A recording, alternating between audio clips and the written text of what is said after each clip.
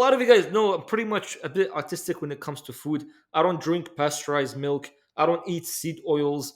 I don't eat a lot of things. So if it's not like one ingredient, I'm not really gonna eat it unless it's one ingredient. So for example, like this coffee is just coffee, bro. It's coffee. Like what? What's inside here? Coffee, natural flavor, dipotassium phosphate. I mean, okay, three ingredients, but still, if it's not one ingredient, then I'm not really gonna eat it. And the reason why that is because most of the food you'll see from this video, it's poisoning you. Not only is it destroying your brain, but it's destroying your entire health. So then let's just see exactly why are you only supposed to be eating one ingredient type food. What if a $200 billion food ingredient is shrinking our brains and making us dumber? From ranch to Italian. The dumbing down of America. Making our kids dumber. Brain is permanently stunted by food that you consume. In the 1930s, a Polish farmer came to Canada with a plant that has seeds that produce an oil that was great for lubricating machinery. Canada produced tons of this stuff to lubricate ship engines during World War II. But after World War II, they didn't need all that lubricant anymore, and were stuck with all these seed-producing plants. Also, they had tons of machinery left over, because to produce just a tablespoon of oil, you need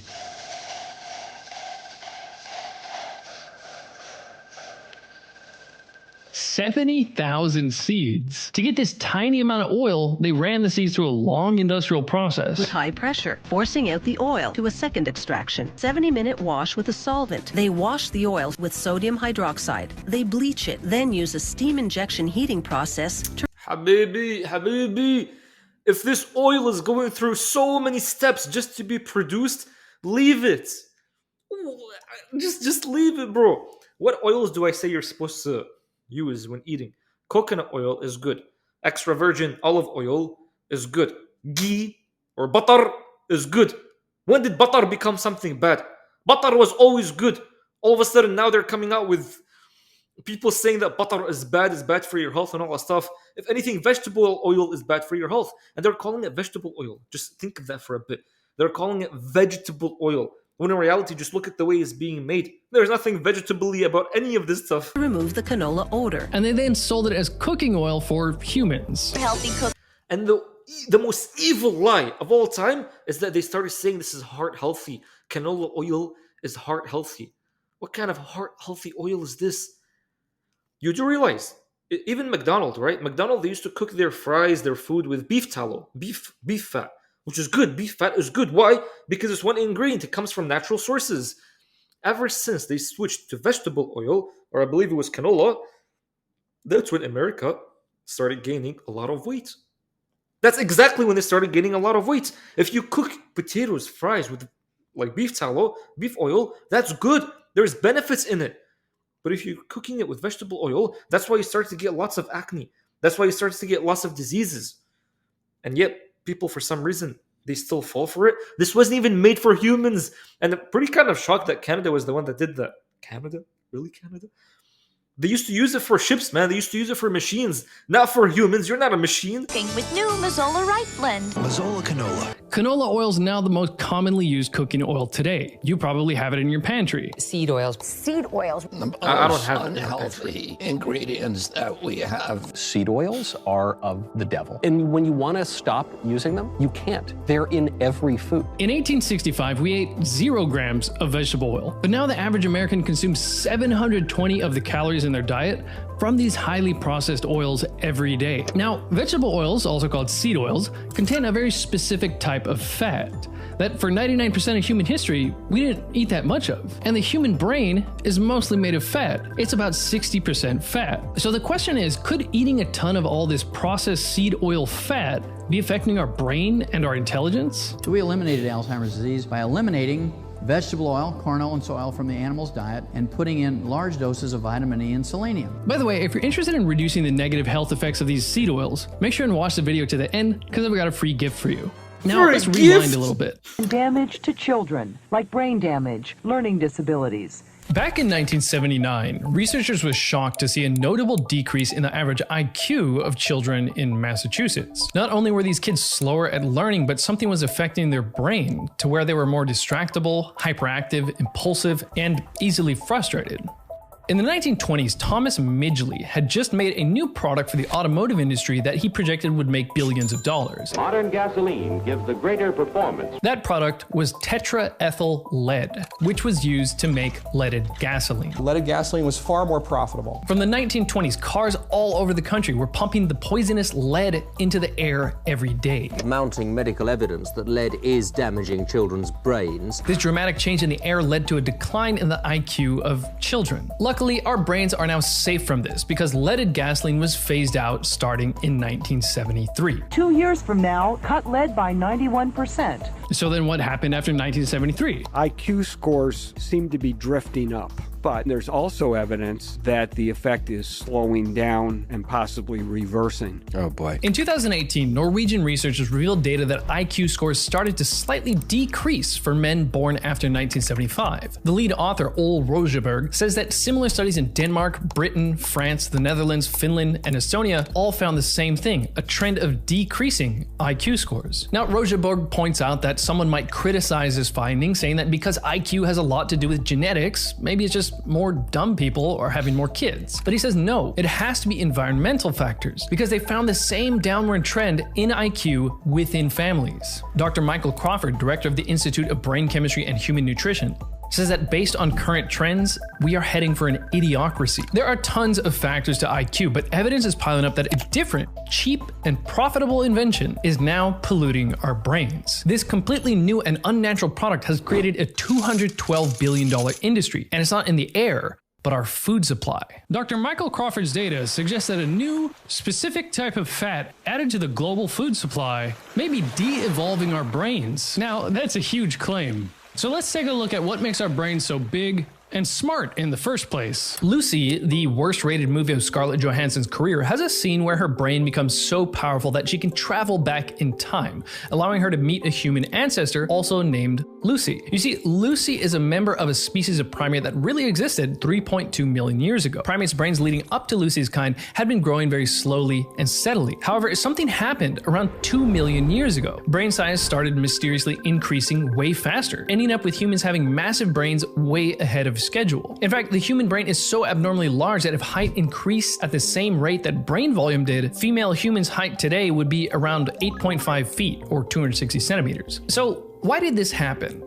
And why are cetaceans like dolphins, orcas, and whales so smart? And why are rhinos, cows, and horses so dumb? One theory is that early humans essentially figured out how to cook wild potatoes, tubers, which gave them plenty of calories to fuel their big, energy-hungry brains. The human brain takes up a whole 20 to 25% of our calories, so an efficient source of calories was very important. Except this doesn't make that much sense because wild potatoes don't have any of the important nutrients the brain needs to grow. They're just calories. Hunting would be a much better reason for why our brains grew. Animal meat and organs would provide all sorts of critical nutrients for the brain, and animal fat would provide tons of calories. Primates figuring out how to get meat was the most obvious explanation for evolving the human brain.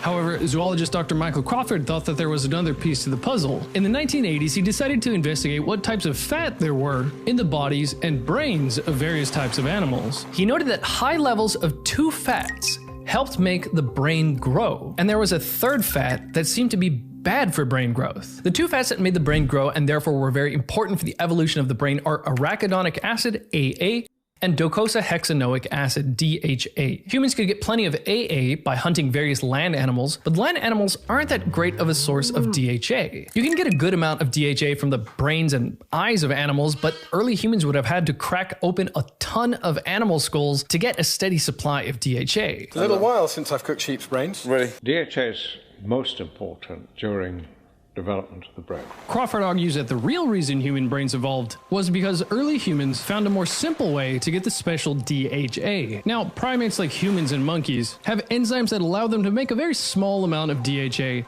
from a fat in plant foods. So to get a lot of DHA, you can't make it, you have to eat it. Now, the average monkey diet does not naturally contain much DHA. So what happens if you give monkeys DHA? A 2014 paper outlines the work of some dedicated researchers at the University of California, Davis, who took some rhesus monkeys and fed them a diet high in DHA for their entire lifespan, about 17 to 19 years. After all this time, they put the monkeys in a brain scanner to see if anything was different. They found that compared to the other monkeys, the brains of the monkeys on the unnaturally high DHA diet had highly connected and well-organized neural networks which in some ways, quote, resembled the healthy human brain. That is, some aspects of their brains started to look more like a human brain. This information in the wrong hands could be dangerous. Monkeys are already smart enough to steal tourist stuff and hold it ransom for food. Yes! The best source of DHA is seafood. Fish, shellfish, crustaceans, algae. These also have all kinds of important brain nutrients like protein, vitamin A, zinc, choline, iodine, selenium, vitamin B12, and so on, but they would be the best source of DHA. Michael Crawford says it would be so easy and safe to just walk along the coastline and gather tons of nutrient-dense food versus having to hunt land animals. Professor Stephen Cunnane of Toronto University agrees, saying a shore-based diet was essential for the evolution of human brains. One study from 2020 found that breastfeeding mothers who ate more omega-3 fats like DHA tended to have babies with bigger brains. Specifically, the frontal cortex got bigger. The frontal cortex controls uniquely human things like long-term goal planning, decision-making, and problem-solving. Other studies suggest shrinkage of the prefrontal cortex from a DHA-deficient diet. Several studies have found that DHA improves attention, learning, memory, and reduces ADHD symptoms in children. Of course, those geniuses... That is all very interesting. I heard that even for pregnant women, if you give them progesterone, the baby... That's why they call it progesterone-type baby, because the baby is going to be born with a higher than average IQ. So even progesterone when the woman is pregnant is actually very helpful. It's funny because for men too, progesterone is going to make your skin better, it's going to make your testosterone levels better. It's crazy, man, but monkeys are becoming more human-like when you give them more DHA. That's actually so interesting. Of the sea, dolphins and other cetaceans are getting tons of the brain-evolving DHA from a diet that is mostly raw fish. You might say, okay, well, dolphins eat tons of fish. Why don't they just keep getting smarter and smarter? Why aren't they even smarter than humans? Researchers say that might just be simply because smarter brains packed with more neurons use tons of energy and oxygen. If the dolphin's brains guzzles up more oxygen, then they can't dive as long. Speaking of diving, our quest for DHA-rich seafood might explain why our noses are so weird. There's this old controversial theory called the aquatic ape theory that says that humans evolved from an ancestor that adapted to life near bodies of water. Several aspects of our body seem more adapted for the water. For example, we don't have hair on our bodies, which would make it easier to swim, and we have a layer of fat under our skin, unlike other primates, which would help us float in water. Further, this may have something to do with why we started walking upright. Monkeys can walk on 2 feet, but they prefer not to, unless they are wading through the water. Now, most anthropologists completely reject this aquatic ape theory, but whether we had a semi-aquatic ancestor or not, humans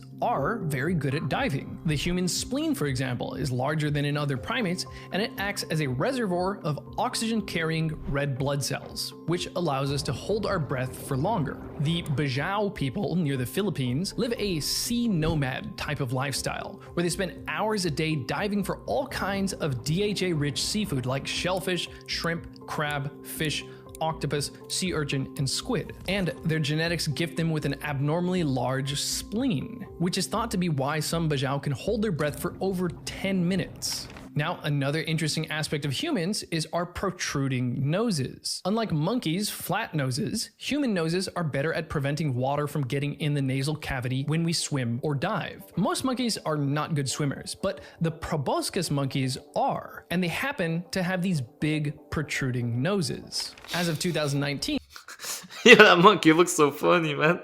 Japan is #1 in the world for IQ, with an IQ of 106. That's a full 9 points higher than the United States IQ of 97. Dang. Of course, there are all kinds of different factors to IQ, but Japan does have a DHA-rich food culture that includes plenty of seaweed and fresh seafood. They eat about twice as much fish as Americans. A traditional Japanese breakfast is white rice, fermented soybeans, miso soup with seaweed, roasted fish, and more dry seaweed. Of course, you can find all kinds of fish at Japanese supermarkets and restaurants, but you can even get fish rice balls or roasted fish at a convenience store. What's tricky about getting an idea of which country eats the most DHA is that DHA degrades when you heat it. Lucky for Japan, they eat plenty of raw seafood. A 2022 survey found that the second most common way people ate their fish at home in Japan was raw. as sashimi. Japan also has more than twice as many sushi restaurants than fast food and pizza shops combined. Now, there's that third fat that Michael Crawford said was important to brain size that explains why animals like rhinos are so dumb. In their 1-ton body, they have a mere 350-gram brain. That would be like a human having a brain the size of a walnut. I wish I could think of brilliant planes like that. Land animals like rhinos barely get any DHA, but their plant-based diet gives them plenty of linoleic acid. Linoleic acid is that third fat. It can compete with DHA for incorporation into the cells. That is, too much linoleic acid will hog up space in the cells so the DHA can't get in. Did you make this with vegetable oil? Well, yes. Thanks, but I gotta watch what I eat. These totally new and unnatural vegetable oils that we didn't eat for 99% of human history have tons of this linoleic acid that reduces levels of DHA. But DHA is critical for brain function and even the evolution of the brain. You might have a big bottle of linoleic acid at home. It's like sunflower oil, soybean oil, corn oil, grapeseed oil, canola oil, and so on. Most restaurants use these seed-based oils to cook with because it's so cheap. Right, the guide to cooking a perfect steak. Touch of oil in. Most processed food and prepackaged food has plenty of vegetable oil. Fried foods are, of course, fried in vegetable oil. Mayonnaise and salad dressing is primarily just vegetable oil. The average person eats these oils every single day. Now, IQ is a little controversial and does depend on many different factors, but lucky for Japan, which allegedly has the highest IQ in the world, they consume about half the vegetable oil of Americans. Was served for lunch at a high school. Students in Woodbridge, New Jersey say the food is inedible. Some high school students who are so sick of their school food, they've started a protest movement against it. You do know if the West, Canada, America, if they just start putting, like, for example, steak, potatoes, raw milk in the school food, you realize how strong, healthy, smart the students will become. Crazy. Even maybe, for example, just do the same thing as Japan. There's a reason why their IQ is way higher than America. But not just that, like, it's not just even about IQ, like, even just your strength. And this is so sad. Like, you go to hospitals and they have vending machines of just snacks that are, like, filled with seed oils. They have restaurants that are filled with seed oils. Like, you're telling me a hospital, a place where someone goes there to try to become healthy, contains food that has a bunch of unhealthy ingredients? Where's the logic behind that? There's no logic behind that. If they just change, and by the way, the reason why they don't change everything to like steak, good meat, even like fish, for example, healthy fat, they don't do it like that because it's too expensive. It's not cheap enough, which is so annoying. It's like the money that people are paying, like the taxes, where is that going? It's not even going to these healthy things. You do that, that's how you start raising a society. If the society starts watching more what they eat, they'll be a lot healthier. And at some point, like, it's not just you watching what you eat just to be healthy weight. It's not just about the healthy weight. Healthy weight is like secondary. The important thing is like your health in general. Like, if your health, you're eating in such a way where you're going to be dying early, what kind of life are you going to be living, man? You got to fix all that stuff. In 1970, the law changed. Schools could now turn to private, for-profit companies to feed their students. In American schools... Sorry, by the way, even... Let me look at this freaking diet. Doritos? For school lunch? And even... What is this? Strawberry fat-free. What kind of ingredient is here? You can't even see it. Liquid sugar. Habibi, liquid sugar. Can you believe? Vitamin A as well. Just trying to read the ingredients of this. Because, by the way, it's not just about the calories. It's not about the calories. Like, if your metabolism is good, it's fine. Like, you'll be able to burn a lot of calories. So it's not, don't be saying, oh, calories in, calories out. Yeah, calories matter, but the ingredients and the micronutrients is what matters more. And so, if they just replace all of this with healthy food, that's it. They're going to start becoming a lot healthier. I was going to say something, I forgot. Goodness, bro, I forgot, because this thing I wanted to read the ingredients. It's common to have... Oh, I was going to say, even burgers. Are burgers healthy or not? Bro, technically, burgers are supposed to be healthy. The food that you eat, like, for example, burgers, chips. What else? Pasta. Any of these foods, they're not unhealthy, brother. These foods are not unhealthy. The way you make them makes them unhealthy. So if right now you're making a burger, but you're using proper buns, let's just say homemade buns, and you're making it with beef fat. So it's not the vegetable oil fat, but like beef fat. We're making cheese from scratch, from good sources.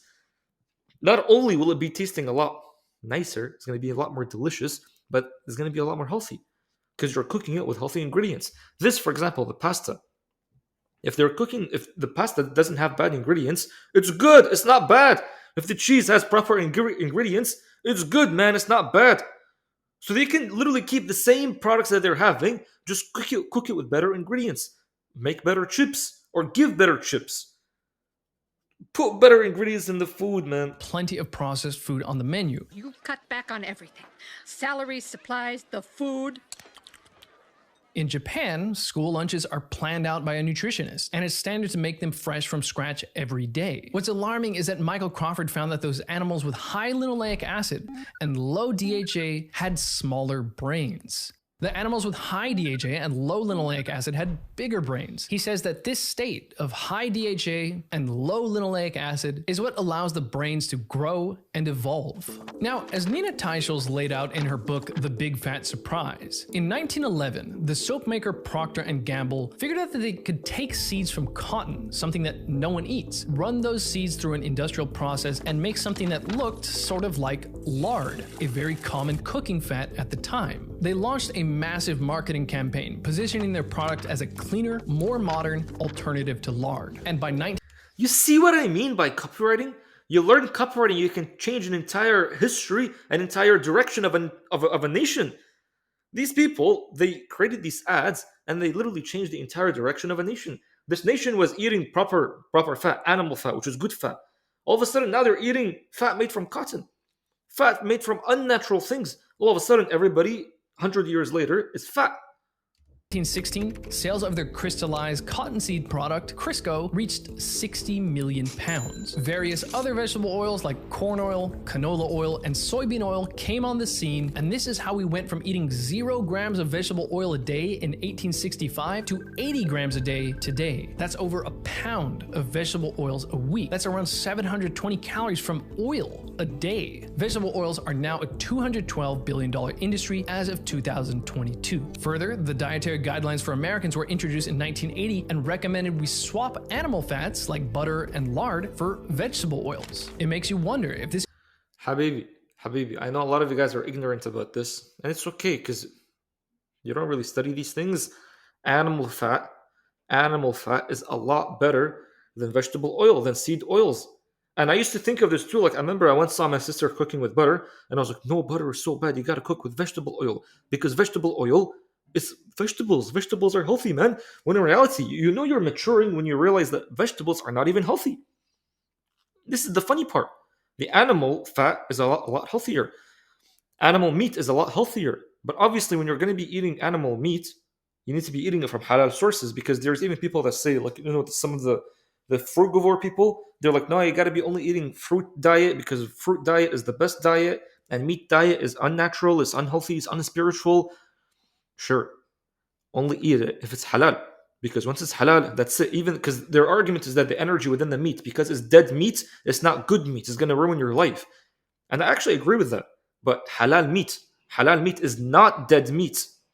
Could be a factor in why the IQ increase in Americans slowed down right around 1980. The vegetable oil story just gets worse from here. In 2010, researchers out of Canada were trying to figure out why some women did not have high enough levels of DHA. That is, multiple studies find that babies' brains and intelligence benefit from the mother's DHA supplementation, which would mean that women aren't getting enough DHA in the first place. But the researchers were suspicious that maybe it wasn't just that they weren't eating enough DHA, but something was interfering with the DHA in the women. By analyzing the blood of pregnant women, they found that indeed, those women eating too much linoleic acid had not just lower DHA, but lower levels of the brain-boosting fats AA and EPA. So this also suggests that linoleic acid shoves out DHA and other fats essential for brain function and development. Then, 5 years later, a 2015 study found that, as expected, children with mothers who got too much linoleic acid experienced negative effects to brain development. Just 1 year after that, in 2016, a study on over 4,000 children and their mothers found that higher linoleic acid in the mothers when they were pregnant was associated associated with more symptoms of autism spectrum disorder when the children were 6 years old. 4 years later, a review article calls for more investigation into how we can protect our brains by reducing how much linoleic acid we eat. Unfortunately, for children under 9 months of age, there is no infant formula. Bruh, you know, this pisses me off so much, man. This actually pisses me off. Because look at this, right? And every newborn baby, as soon as they're born, mothers, sadly, they think that, oh, we gotta go get this baby formula. Formula what? What even is called? Baby formula, not Formula One. They're like, go get the baby formula. Go read the ingredients of baby formula. First of all, I told you, if it has more than one ingredient, again, bro, this has like 3 ingredients. And what is it?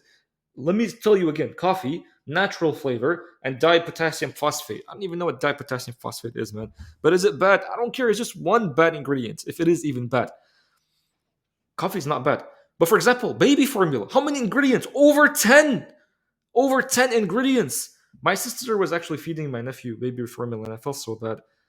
I went and I read the ingredients, and I was like, bro, why are you feeding my nephew such food, man? What's better than baby formula? Do you want me to tell you what's better than baby formula? Freaking breast milk, bro. Breast milk. What more natural thing than breast milk? Cows feed baby cows milk. Sheep feed baby sheep milk. Everybody in nature feeds their babies milk. Mammals. And now we have humans feeding their baby formula? Formula? Are you being serious, bro? Formula? Or sister? Formula? Nah, man, give him breast milk is fine. Now the other thing too is that you gotta make sure that your breast milk is good. That's the thing. So you have to also make sure your diet is good. So then no more vegetable oil, no more seed oil, no more any of those artificial foods, man. Just focus on eating a proper natural diet. 1 ingredient food. Like raw milk, for example. Raw milk is good. Don't be giving like a newborn baby raw milk. Like even that I would say no. But like when the baby is like 4 or 5 or so, yeah, raw milk is fine, man. If it's coming from a proper cow with a proper diet. Do you understand what I mean? But giving a baby formula, you're destroying the baby at that point. On the market that does not contain vegetable oils. All this doesn't mean that you don't need to worry about linoleic acid and DHA after you finish growing your brain. DHA is critical for healthy brain functioning in adults too, no matter your age. Studies have found a link between DHA and everything from irritability, stress, depression, to memory, reaction time, and even aggressiveness. DHA has even a protective effect on the brain in the case of head trauma. And papers have associated higher consumption of linoleic acid with higher rates of depression. Now, don't get me wrong, linoleic acid is not a synthetic poison like lead. A very small amount of linoleic acid in the diet is totally normal. But the problem is we are eating clearly a very unnaturally high amount of it nowadays. Anyway, man, do you understand now why I say most of your food has been poisoned? Most of it. Go read the ingredients of any food. You'll notice that it has some sort of seed oil. Canola, sunflower, vegetable oil, grapeseed oil, all of these things. Most of it. Now, what are you supposed to be cooking with? Are you supposed to be cooking with extra virgin olive oil? If it's the worst case scenario, sure. But like cook with butter. Butter. Or ghee.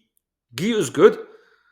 Coconut oil, by the way, I heard that there's a study that says that they gave monkeys, or I think it was pigs, they started giving them coconut oil just to make these pigs fatter, and all of a sudden these pigs became stronger.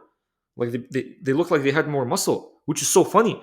So even coconut oil, like if you want to eat it like spoonfuls every single day, that's good. Olive oil, if you can find like a good source of olive oil and then consume a tablespoon of it, that's good. Even in the Quran, it's mentioned like olive oil is good. Olive oil is actually linked to when you eat it, your skin is going to be better. You're going to have more energy, because in the Quran, it says that like there's the olive tree, right? It's like the light of the olive tree. It almost like it wants to explode. The reason why that is because it has lots of good energy in it. So then if you eat it, you'll notice that even like your energy is going to be a lot better. Beef fat. Cook with beef fat. Not only is the food going to be tastier, but it's going to be healthier. Beef fat is very good for you. I even told my wife, I was like, listen here, beautiful woman, why don't you start cooking chips or like fries with beef fat? It's going to start tasting so nice. And she's like, yeah, sure. Which is amazing. Like beef fat with fries is good. McDonald's, they used to cook their fries with beef fat, which is pretty good fat. But yeah, man, these things matter. Don't cut fat completely off, because I once made that mistake as well, and I became so skinny after, and I became dumber too. When you cut fat completely, that's not good, because your mind, your brain is made from fat. So if you stop fat completely, how are you gonna like supply your brain? Your brain's not gonna be supplied. So then incorporate all these natural animal fats, and you'll notice it's gonna be good. So any fat that's coming from seeds or vegetables, like for example, yeah, like sunflower seeds, canola seeds, vegetable oil seeds, all of that stuff, right? Avocado is good because it's coming from fruits. Olive oil is good because it's coming from fruits. Coconut is from fruits. So these fruit oils are good for you. But yeah, man, don't be scared of oils. Don't be scared of fat. You need them. If you can actually incorporate more animal food in your diet compared to vegetables itself, that's going to be a lot better. So anything that's green, I honestly avoid that. Anything that's green, I avoid that. So ground beef, I eat that a lot. Eggs, I eat that a lot. Raw milk, I eat that a lot. Beans are fine. Yeah, beans are fine. Spinach, it's not even healthy, bro. Spinach is not even healthy. Arugula, that's not even healthy. Kale, that's not even healthy, bro. Nah, those things are not healthy. Fruits is better. So like dates, what is it? I only know dates as fruit. No, I'm just kidding. Apples, very healthy. Strawberries, very healthy. Any of these colorful foods like the fruits are very healthy for you. Very healthy for you. But animals are supposed to be the ones that eat the green stuff. And you're supposed to be the one that eats the animals to contain all the energy from that. But anyway, bro, I'm hoping this was helpful. If it was, this is very important for you. You fix the body, you fix the mind, you fix everything else on the outside too. That's why health, diet is extremely important. Don't just be thinking calories in, calories out. Because I know Greg Doucette talks about that. He's like calories in, calories out. So it's okay, you can drink Diet Coke. How many ingredients does Diet Coke have? So then don't drink it. You know what I mean? Like, obviously, don't just cut it out completely. If you want to drink it for the caffeine, it's whatever, man. And if you're also like compensating for it, if you're sprinting, if you're going to the sauna, if you're sweating, if you're working out, that's good. That is good. If you're always being active, that's good because you're getting rid of all this stuff. So I'm hoping this was helpful. If it was, man, just let me know.